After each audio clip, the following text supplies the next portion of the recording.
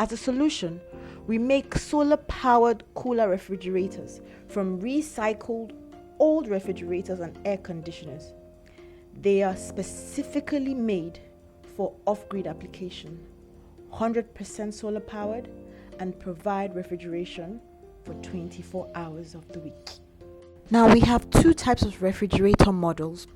We have the fixed outdoor model and the detachable indoor model. All our solar coolers have Internet of Things and have a management information system. These features help to track food losses reduction data while using our product.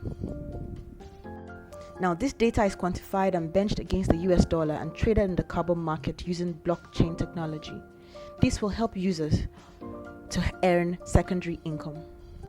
Our process involves getting old, abandoned refrigerators, freezers, and air conditioners.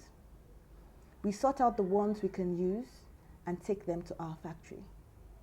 There, we open up the freezers and refrigerators, remove the old compressors, repipe them, and convert them into DC compressors and freezers that are solar powered. After which they are tested, repainted, and branded, and after which they are deployed and supplied to the customers who ordered them. As you can see here, we are managing and we're rebranding at our factory site. Here we have two types of refrigerators. We have the 800 liters and the 500 liters respectively. At this point, we are deploying to our client site. You can see the solar panels somewhere on the right. This particular client is an SME trader who uses our product to create ice blocks that he sells to other merchants who use it. And here you find that we're testing it, and this we test for over 24 hours before we deploy. And within the freezer, you can see it's already beginning to become frozen.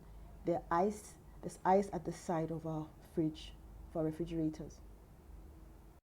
Our market opportunities are huge. The African cold storage and refrigeration market is worth over $7 billion US dollars, and the Nigerian market is worth over $4 billion US dollars. We aim to capture 5% market share in 10 years. We started operation in the third quarter of 2019 and have served 305 customers till date. We have also raised a total of $45,000 US dollars in revenue over the 2-year period. In addition, we're able to secure factory space and building for our large-scale operations. Now, this is not enough to reach our target of onboarding 36,000 users.